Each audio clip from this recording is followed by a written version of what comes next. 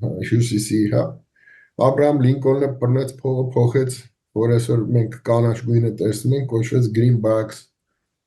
որի պատճառով էլ կարծես իրան խփեցին, հա, այսպես ասած բանը թատրոնում։ Այսինքն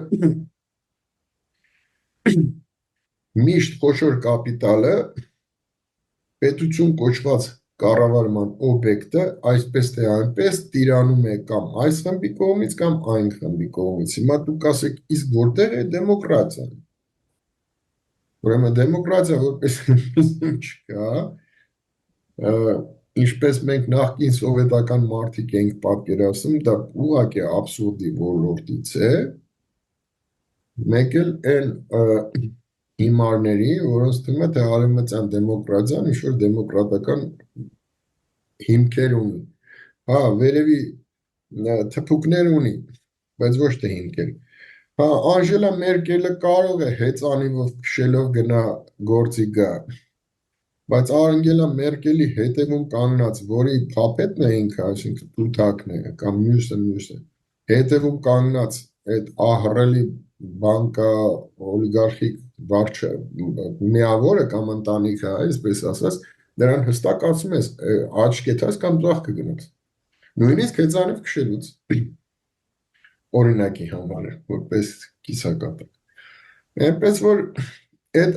արտաքին շերտի դեմոկրատականը թող չխաբի երկրի տերը կապիտալիզմի ժամանակ, դա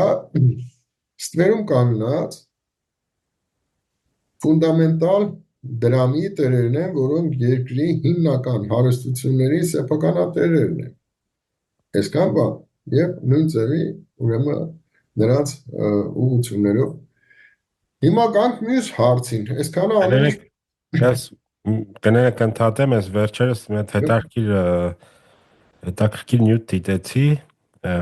մարդեր խոսում էր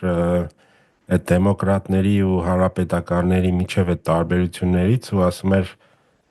հին փողը ոնց որ ավելի գնում է դեպի դեմոկրատական կողմ, նոր փողը ավելի հանրապետական նկատի ունի, եթե հին կապիտալի տերերն են, իրանք ուզում են ինչքան հնարավոր է շատ բարձր լինեն հարկերը, որպեսզի նոր ընկերություններ,